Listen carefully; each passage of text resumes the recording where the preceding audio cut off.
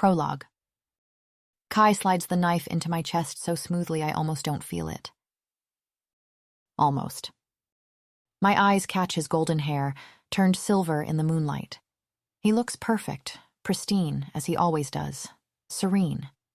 "It's okay," he whispers, cupping my cheek with his free hand. "I'm here, Arya." His lips stretch into a smile as a metallic scent fills my nose. Blood.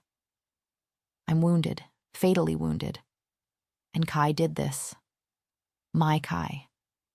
My prince, my alpha-to-be, my whole damn world, my murderer. "Why?" I ask. The word comes out as a choke. I just don't understand. This doesn't make sense. He's so beautiful it hurts to look at him now, holding the knife he just stabbed me with. "Why?" I wheeze. His thumb strokes my cheekbone, tender, like he's soothing a child. My legs give out. I hit the forest floor hard, dead leaves crackling beneath me. The pain is blinding, and my wolf howls inside me, betrayed by our packmate, our brother. I've been stabbed before, shot, broken more bones than I can count. But this is different. This is wrong. This is betrayal. This is heartbreak. Why? I try again, searching Kai's face for any trace of the boy I've loved my entire life. The one I would have died for. Still would, even now, and isn't that the stupidest thing? He won't even meet my eyes. Kai just stands there, his scent, white amber and frost, unchanged despite everything. Despite the fact that his blade is still dripping with my blood, my trust, my everything. And for one insane moment, I think this has to be a joke. "Is this a test, Kai?" I ask pitifully. Something flashes in his gray eyes, wolf gold bleeding through, cold and dark. "God, you're so naive sometimes," he chuckles. Then he drives the knife into my chest again, and again. Memories hit me like punches with each stab, him teaching me to track prey, us running beneath full moons, fighting side by side, his laughter, his trust. I've shaped my entire life around him. What did I do wrong? What did I do to deserve this? I try to grab his wrist, to stop him, but it's no use. He won't even look at me anymore. Just keeps stabbing, mechanical, like I'm nothing. Like our entire life together. Every hunt, every win, every shared smile meant nothing. My blood is pooling below me, warm and wet. The earth soaks it up, and some distant part of me thinks how wrong it is to die here, so far from our territory. I stare up at him, still so beautiful, still so beloved, as my vision starts to blur. I would have done anything for you, Kai, I think. I did do everything for you. "You've done well, pet," he says, wiping blood from my lips with his thumb. Then he licks it off. He licks it. I want to scream. The last thing I feel isn't despair. It isn't even pain. It's rage. Pure, all-consuming rage that makes my wolf rise up one final time, snarling. That's how I die, absolutely fucking furious, his name on my lips like a curse. "I'm sorry, Arya," he says. Or maybe he doesn't. I'm done listening. With my last breath, I feel Kai's lips on my forehead. Smell that familiar pine and frost scent, now tainted with my blood, and I pray to whatever gods might be listening, to give me one more chance. Just one. Not to live, not for mercy. Just one chance to make things right with Kai. And by make things right, I mean to make the bastard pay. Chapter 1. I wake up feeling like I've been hit by a truck. Several trucks, and maybe a train for good measure. My head's pounding, and for a second I wonder if I'm hungover. Wouldn't be the first time or even the 10th. But then Kai's face flashes through my mind. The knife, the blood, the pain. My hands snap to my chest, searching for wounds that aren't there. Oh, thank God. Only a nightmare, I tell myself. But it felt so real. The metallic taste of blood in my mouth, his scent of white amber and frost, the Wait, where the hell am I? I crack open my eyes and find myself in what has to be the fanciest bedroom I've ever seen. The bed alone is bigger than my entire sleeping quarters back at camp. Silk sheets, velvet curtains, the kind of luxury I've only seen when infiltrating rich pack estates for raids. Before I can process any of this, the door bursts open and 2 girls in black uniforms rush in, nearly tripping over their own skirts in their hurry. "My lady, you're awake," one of them squeals. "We were so worried." I look around for whoever they're talking to, but there's nobody else here beside me that I can see. Jesus, how drunk was I last night? "Lady Leandra, are you feeling better?" the other one asks, pressing a cool hand to my forehead. I try to swat her away, but my arm feels weird. Everything feels wrong, like I'm wearing someone else's skin. "Who's Leandra?" I start to ask, but get interrupted by another dramatic entrance. A woman in an emerald green dress sweeps in, reeking of omega pheromones and expensive perfume. "Oh, my precious daughter, what were you thinking?" She grabs my hand, and I'm too stunned by her calling me daughter to immediately yank it back. "My lady," one of the maids says gently, "the healer said Leandra needs time to—" "Wait just a damn minute," I cut in, finally finding my voice. It comes out higher than usual. "I think there's been some kind of mistake." "Oh, thank God she can speak," Green Dress exclaims. "With the mating ceremony so close, imagine if she'd been left mute. Or worse." She shudders delicately. "Disfigured." "Look, lady," I try again, scooting away from her. "I don't know who you think I am, but I'm not getting mated to anyone anytime soon, you feel me?" They all stare at me like I've grown a second head. "Why is she speaking like a peasant?" Green Dress stage whispers to the maids. "I can hear you," I snap, but it doesn't come out nearly as threatening as usual. The slap catches me off guard, not because I didn't see it coming, but because it actually hurts. Usually, it takes a lot more than some Omega's backhand to make me flinch. "Leandra Evangeline Valtoria," she shrieks. "If you think for 1 second you can act your way out of this marriage—" I slap her back, hard. Or what should have been hard. Instead of knocking her out cold like my slaps usually do, the crazy lady just yelps and stumbles back, clutching her cheek. Something is very, very wrong here. But I'm not about to show weakness. "How dare you raise your hand to me?" I scowl. "Try it again and you won't have any more hands at all." Is this how this woman treats her own daughter? Almost makes me feel glad to be an orphan. "When did you learn to fight back like this?" One of the maids gasps, clutching my arm. "You mean the slap? It's all in the wrist." I demonstrate, rolling mine around. When I try to get out of bed, my legs nearly give out. Everything feels off balance, like my center of gravity has shifted. Even my wolf feels different inside me, softer somehow, more docile. "Do you want help getting ready?" A maid catches my arm. "Alpha Micah would like to see you." I freeze. "Excuse me, did you just say Alpha Micah?" I ask. "Yes," Green Dress says, like I'm finally getting it. "The Alpha wants to officially greet you on his territory." My heart nearly stops. I've been captured? This can't be happening. I'm Arya, the demon wolf. Micah's most wanted, the rebel who's been raiding his supplies, attacking his guards, making his life hell for years. My head is worth more than most pack ransoms, and here I am, supposedly in his actual territory? "Where exactly are we?" I gasp. "Near the borders?" "Well, obviously not, daughter of mine." Green Dress scoffs. "We're in the Alpha's home." His home? Oh fuck, I should be in chains right now, in his deepest dungeon. Micah's people have been trying to catch me for years. There's probably a whole wall in their war room dedicated to hunting me down. So why am I being catered to in a fancy room? A tiny hope flutters in my chest. Could it be that no one has yet to recognize me? After all, I've never actually met Micah. His son, however, now that's a different story.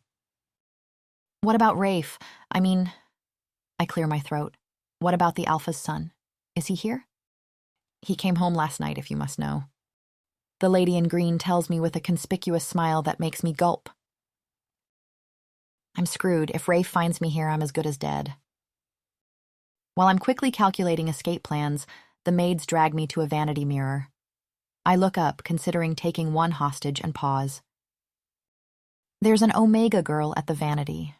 Dainty little thing, heart-shaped face, huge baby blue eyes, pouty pink lips, waves of blonde hair. She looks as confused as I feel. I snort at how out of place I must look next to her. She snorts too, the delicate gesture wrong on her perfect face. I frown, wondering why she's copying me. She frowns back, her princess features scrunching up. Something cold settles in my stomach. Slowly, I raise my hand to my cheek. The Omega does the same. My fingers, small, soft, unfamiliar fingers, touch smooth skin that hasn't seen a scar or callus in its life. I lean forward. She leans forward. I bare my teeth. She bares hers, perfect white pearls, not a single one chipped from fighting. No, I whisper, and perfect pink lips move with my words. The scream that tears from my throat, this strange, sweet, Omega throat, is definitely not a warrior's roar. Chapter 2.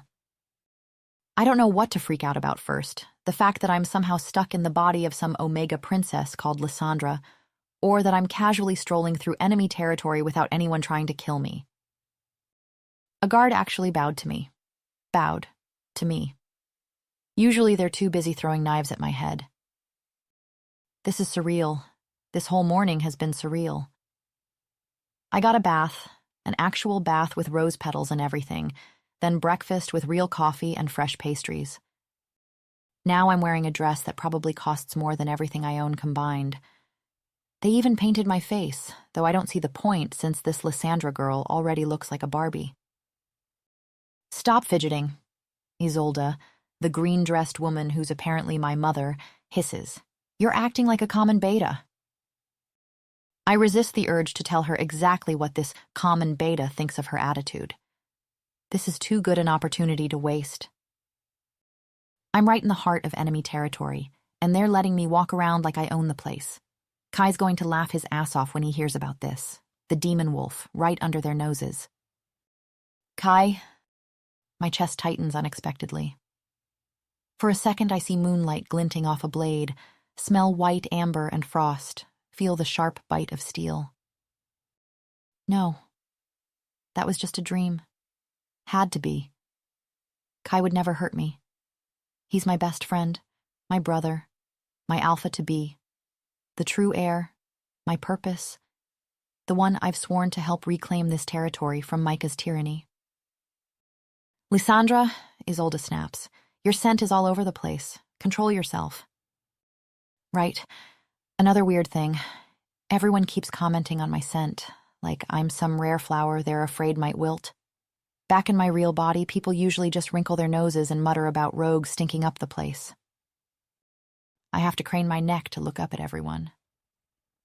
How do Omega wolves survive being so small? I feel like a kid at a grown-up's party. Though watching how everyone treats me, all soft voices and careful movements, I'm starting to understand why Lesandra's kind get away with it. The reception hall doors open and a voice announces us with way too many fancy titles. Everyone turns to stare, and I hear the whispers start immediately. She's lovely. Such a perfect Omega. The future Luna. Luna? What future Luna? Is Rafe getting married? Inexplicable fury rise within me, and then I see him.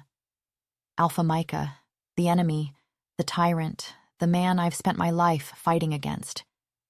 He stands in the center of the room, radiating power, and for a second I forget how to breathe because those eyes... He has Rafe's eyes, the exact same shade of blue that haunts my dreams. Not because they're beautiful or anything. Obviously just because I'm always planning how to best him in our next fight. That's all. I definitely don't think about how they crinkle when he laughs, or how they flash golden when I manage to land a hit. Isolde, Micah's voice pulls me from thoughts I definitely wasn't having about his son. Welcome. Your daughter is as beautiful as promised. He barely glances at me, which shouldn't bother me. This is the man I've sworn to destroy after all. But something in my new Omega body bristles at being dismissed so easily. We're interrupted by a guard bursting through the doors. Alpha, Micah, someone's here to see you. Not now. Micah waves him off, but the guard persists. Sir, you'll want to see this. He insists, radiating nervous energy. Micah sighs but gives a small nod.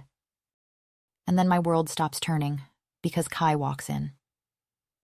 My heart leaps at the sight of him, beautiful, beloved Kai, and I almost step forward before I remember I'm supposed to be Leandra. He's carrying something wrapped in blood-stained linen, and the sickly sweet scent of death fills the room. Great Alpha Micah.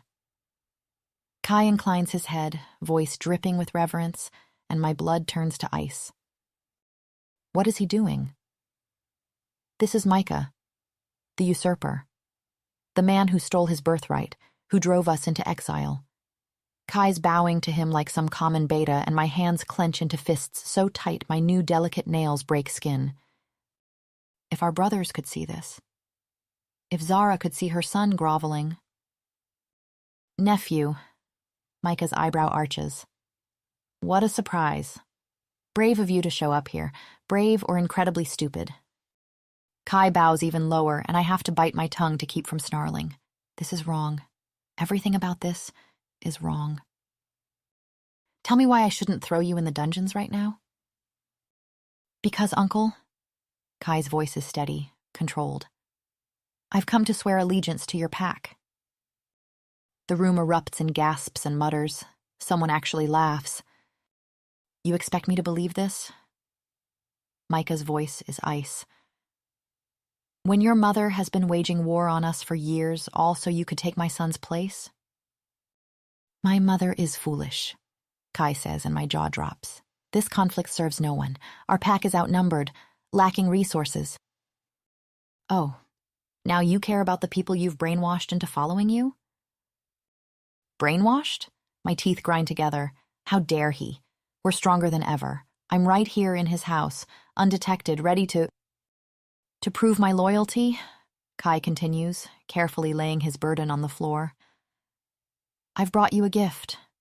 I've rid you of your greatest enemy. The crowd leans forward, whispering. I frown. What enemy? What is he talking about? Kai pulls back the linen. The world stops. I'm looking at myself. My body, my real body, lies there with empty eyes and a shocked expression.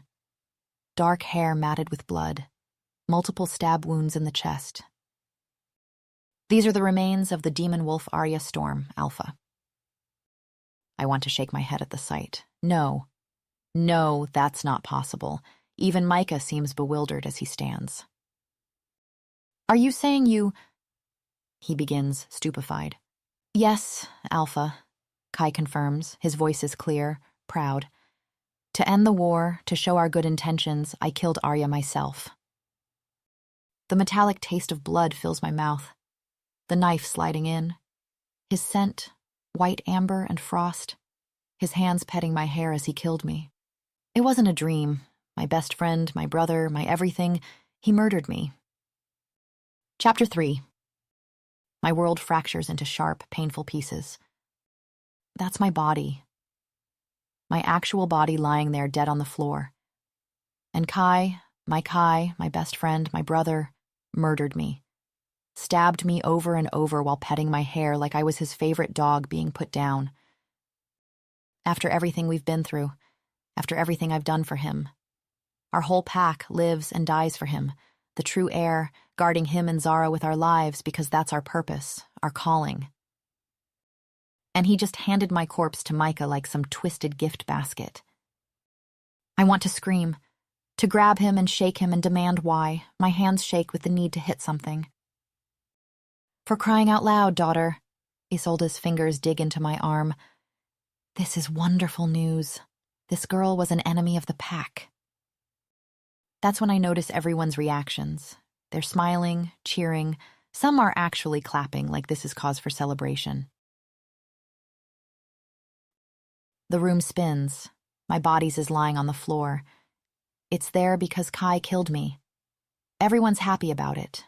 They're congratulating him, praising him for murdering me. And somehow, I'm stuck, doomed to watch it all unfold. My lungs won't work right. A deep voice cuts through the buzzing in my ears. "Ah, my son." Micah's voice holds a note of anticipation. "Good thing you're here. You've crossed paths with the demon wolf. Will you identify the body?" The crowd parts like water, and a ripple of whispers follows in their wake.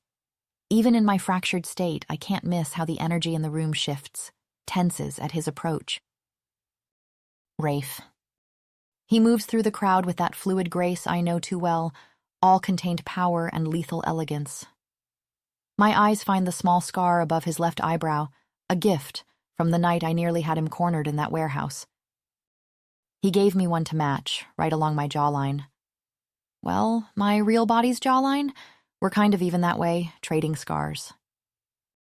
That smug bastard's going to delighted to find me dead, just like everyone else here, I realize. Another traitor celebrating my death, another betrayal to add to the pile. Except this one makes my chest tight with something that isn't quite rage. My hands shake with the thought of him standing there, smirking over my corpse when he wasn't even the one to kill me. How dare he? How dare he let someone else do the job? I would never have let anyone else kill Rafe in my stead. Ever. He was mine to fight, mine to chase, mine to eventually defeat, and if anyone ever tried to take him down, I'd have torn them apart myself. He was supposed to want to end me himself, the way I've always wanted to be the one to end him. But there's no triumph in the set of his shoulders when he kneels beside my body. No satisfaction in his face. If anything, he looks like he's been carved from ice, cold and indifferent. Oh God, he isn't even happy I'm dead. He simply doesn't care. He doesn't care at all. I feel like the world's biggest fool. His hands, usually so sure in battle, slowly lift the linen. The whole room holds its breath. Even Kai seems to tense. What's the meaning of this? Rafe's voice comes out too quiet, toneless. His fingers brush the edge of the shroud where it covers the scar he gave me. A present for your father, cousin. Kai's tone is sickeningly sweet. And for you? A present? Rafe repeats. Is this a joke? A gesture of goodwill. Kai turns to Micah, and the words that come out of his mouth make me want to scream. He knows everything. Our hideouts, our allies, our plans. He's offering to help destroy everything we've built. Traitor. But I can't scream. Can barely breathe. This fragile body isn't built for rage. It's crumbling under the weight of it. And what do you expect in exchange? Micah asks. Immunity. I only ask for a place in your pack, Alpha. A chance to prove myself. This is ridiculous, Rafe snarls, and for once I agree with him. How are we to trust you when you so easily betrayed your own? His eyes fall to my body again, and something flickers across his face. You two were friends, were you not? His voice drops lower, rougher. She always spoke very highly of you. The room tilts sideways. Did I speak highly of Kai? I must have. I loved him, trusted him, would have died for him. Did die for him. Your offer is intriguing, Micah says, his voice seeming to come from far away. You will be given a chance to prove your loyalty. Father. Rafe's voice cuts through the fog in my head, sharp with disbelief. You can't seriously? I can, and I will. Micah's tone hardens. You'll oversee his integration personally. We don't accept traitors in this pack. Rafe's words echo my thoughts exactly, but they're getting harder to focus on. The room is spinning now. You're not Alpha yet, son. Micah's reply sounds distant, like I'm underwater. Until then, the buzzing in my ears drowns out the rest. My chest feels like it's being crushed in a vice, and black spots dance at the edges of my vision. The last thing I see before everything goes dark is Rafe's hand, still resting on the linen covering my dead face. Chapter 4. I wake up in Leandra's ridiculous bed again, surrounded by hovering maids. It's dark out now, and thankfully the green nightmare that is Isolde is nowhere to be seen. "My lady, you've been unconscious for hours."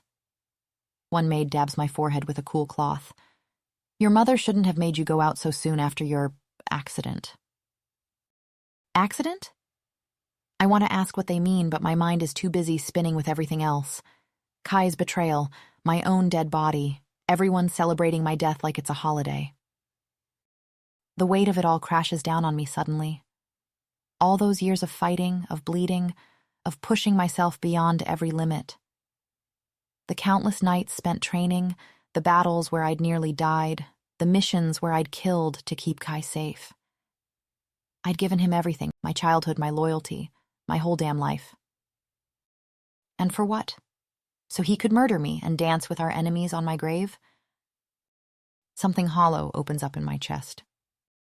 But then again, I'm not actually dead, am I? For whatever reason, I've been given a second chance. And maybe that means something. I could run. The thought hits me suddenly. Everyone thinks Arya Storm is dead. I could disappear, start fresh. With this pretty Omega face, I could probably walk into any pack and be welcomed with open arms. But then I think of my brothers in arms, the ones I fought beside. I think of Zara, who found me when I was nothing but a starving rogue pup, who saw something in me, trained me, trusted me. Zara, who alone had the courage to stand against Micah's tyranny. I can't abandon them. A smile curves my lips as the plan forms. No one knows Leandra is actually Arya Storm. I'm right here in the heart of enemy territory, perfectly placed to gather intel, to stop Kai from revealing too much, and most importantly, to end the bastard with my own hands. He thinks he can stab me in the back and walk away a hero? Not on my watch. I won't rest until he's ruined, eliminated, brought to justice. And by justice, I mean my blade. All I have to do is play my part, bat my eyelashes and act precious, easy peasy. "You," I point at one of the maids, "bring me a drink, I need to think." They exchange confused looks. "What type of infusion would you like, my lady? Chamomile? Vervain?" "What the fuck are those?" "No, I mean a real drink, scotch, 3 fingers, no ice." I go back to plotting, excitement building as I imagine revealing myself to Kai in his final moments. "My lady?" A maid interrupts my lovely revenge fantasy. "Should we prepare you for your fiancé? Your mother insisted, if you woke..." Ah, shit! I'd forgotten about Leandra's fiancé. This complicates things. Not only will it be harder to fool someone who knows her intimately, but... gods. Am I going to have to play dotting fiancé to some random wolf? Gross. "So," I ask while they wrestle me into yet another fancy dress, "how close am I to my fiancé? Like, on a scale of 1 to 10, how in love would you say we are?" The maids exchange uncomfortable looks. "Well, my lady, as you know, you haven't seen each other since childhood. You can't expect love to be there overnight." "But don't worry," the other adds quickly. "You're so beautiful and charming, Lord Raphael will surely fall in love with you in no time." I preen a little at my reflection, because yeah, who wouldn't fall for this face? Before my brain catches up. "Wait, did you just say Raphael?" I ask. "Yes, my lady," the maid grimaces. "Are you telling me," my voice rises dangerously, "that I'm engaged to Rafe?" The maids exchange a worried look. He's a bit gruff, perhaps, but he's the future alpha. It's quite an honor. Shit, that means yes. They finish lacing me into a pale blue dress while panic starts to set in. What if Rafe figures out who I am? He'd have me killed on the spot. What if... I catch my reflection in the mirror. The delicate creature staring back at me couldn't look less like Arya Storm if she tried. All wide eyes and pouty lips, tiny waist and curves I definitely didn't have before. Even my scent is different. No way he'll recognize me, not a chance. And actually, this could be fun. A giggle bubbles up in my throat as I imagine it. The mighty Rafe, future Alpha, unknowingly enthralled by his enemy disguised as his sweet Omega bride. The idea sends a thrill of excitement down my spine. He'll probably write terrible poetry about my beauty. Oh gods, what if he tries to serenade me? The giggles turn into full-blown laughter as the maids lead me into the hallway. "My lady?" a maid asks, puzzled by my mirth. I ignore her. It'll be hilarious, watching Rafe fawn over me, every glance filled with admiration, every touch filled with longing. I envision his fingertips brushing against my skin, his hands firm on my waist, his body caging me against a wall. Would his lips be gentle, or would his kiss be fueled by... "We're here, my lady," the maid says, showing me into a small reception room. "Are you all right?" she adds with a frown. "You're a little flushed." "Just excited," I reply with a clear of my throat. I check my reflection in a decorative mirror, tucking a stray curl. Not that I care how I look or anything. I just want to make sure I'm playing my part perfectly. The door opens, and suddenly the room feels smaller. That familiar scent of wood smoke and warm oak floods in, but it feels sharper, more dominant. I've never felt Rafe's presence quite like this before. "Lady Leandra," he greets. I spin around, beaming. "Hey, you." I wave my hand in a display I'm sure is very cute until his eyebrow ticks up slightly. Perhaps that's not how proper ladies greet their fiancés. Whatever. He'll be too enchanted by my pretty face to care about proper etiquette. "I'm glad you're feeling better," he says, voice like ice. Was he always this tall? This broad? He fills the doorway completely, and for the first time, I have to crane my neck to look up at him. In my old body, we'd been nearly eye to eye. But now, his entire presence seems to loom over me, radiating alpha authority. "Please don't hesitate to let my people know if you need anything," he says curtly. And then he gives me the briefest nod I've ever seen before turning away. Wait, what? Where's the besotted alpha tripping over himself to please his Omega bride? I feel cheated. "Aren't you going to sit?" I blurt out. Tonight's not a good time. He doesn't even look at me. You should rest. I realize something's up with his face. He's not even smirking. Rafe always smirks when he sees me. Well, when he sees Arya. And then the door closes behind him with a decisive click that feels louder than any slam. Chapter 5. I wake up to an army of maids fussing over me like I'm some sort of invalid. "My lady, you barely touched your dinner last night," one tuts. I wave her off, my mind already racing with plans. After yesterday's disaster with Rafe, my priorities are crystal clear. Find out what Kai's plotting and make the bastard pay. Simple, direct, just my style. Actually, it's probably a good thing Rafe seems completely indifferent to his Omega fiancé. He'll be too busy being all broody to get in my way. This is great. Perfect, even. "You're frowning again, my lady," one of the maids, Phoebe, Peggy, comments with a knowing smirk. "What? No, I'm not." I straighten up so fast I nearly headbutt her. "Did you get the information I asked for?" My maids exchange glances. "Yes, my lady. Lord Kai has been installed in the west wing of the annex. He's under heavy guard at all times." Now we're talking. "Go on," I encourage. "Well," Penny lowers her voice conspiratorially. "Tommen, one of the guards, he mentioned Kai's being brought to the Alpha's private meeting room in half an hour." "Perfect." I swing my legs out of bed. "I'll go too." The maids stare at me like I've just announced I'm going to sprout wings and fly. "Go. Where, my lady?" "To the meeting, obviously." 20 minutes later, after I'm squeezed into a powder pink dress that makes me look like cotton candy, I stride toward the meeting room. My maids flutter nervously behind me. But halfway down the corridor, something makes me falter. A scent, white amber and frost.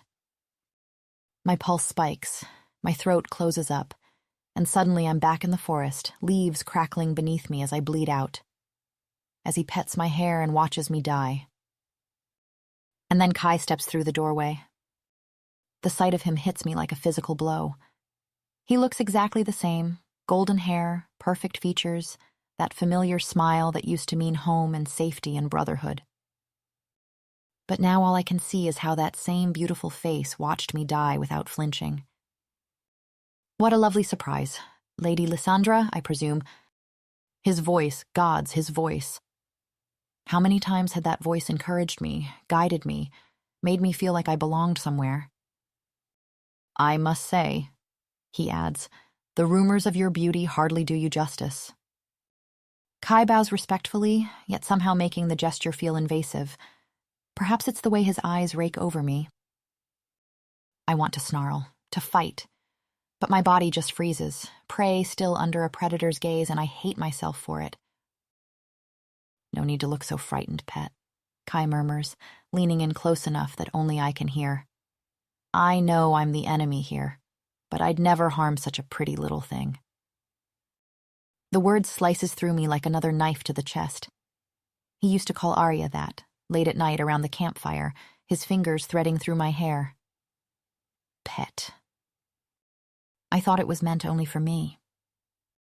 But now he's using that same endearment on Leandra, and I realize with a sickening clarity that I was never special. Tears burn behind my eyes, and I hate myself for it. I'm supposed to be plotting revenge, not crying over a traitor's stolen endearments. But it hurts. Gods, it hurts to know I was less than nothing to him. A familiar scent cuts through my panic. Wood smoke and warm oak, sharp with aggression, and suddenly Rafe is there, a solid presence at my side. Is there a reason you're ogling my fiancé, cousin? Something in me unclenches at his arrival, which is ridiculous. I don't need his protection. My apologies. Kai's smile doesn't reach his eyes. I'm simply unused to omegas, especially ones as enchanting as you're intended. My stomach turns at the way he says enchanting, like he's imagining how I'd taste. I'm going to kill him, just not today. Not when the mere sight of him makes me taste blood in my mouth. I square my shoulders and move to follow Kai and Rafe into the meeting room. I need to be in there, need to hear whatever lies Kai is spinning. What do you think you're doing? Rafe's voice pulls me up short. I'm attending the meeting, I reply. Rafe looks at me like I've grown a second head. Since when? He asks. Since I decided I wanted to. Since you've decided? Rafe's eyebrows shoot up. And around him, his guards actually snicker, like I'm some kind of joke. Fury burns through my veins. I move to push past him, but then... Step back, Rafe commands. And I do. My body moves back like it's the most natural thing in the world. Worse. It feels good to obey him. Like I've done something right. His scent shifts slightly, satisfaction rolling off him, and warmth pools in my stomach. What the actual fuck? The maids will escort you back to your room, he says. I've seen enough of my room. I lift my chin. I want to attend this meeting. On what grounds? His voice is winter cold now. What possible authority do you think you have to attend a confidential meeting?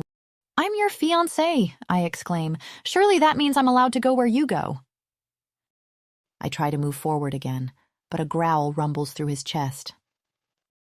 We're not mated yet, he says low and firm. And then he's gone, striding into the meeting room like I'm not even worth a backward glance. Through the closing door, I catch a glimpse of Kai settling in at Micah's side, exactly where he doesn't belong, while I'm stuck out here being treated like a child.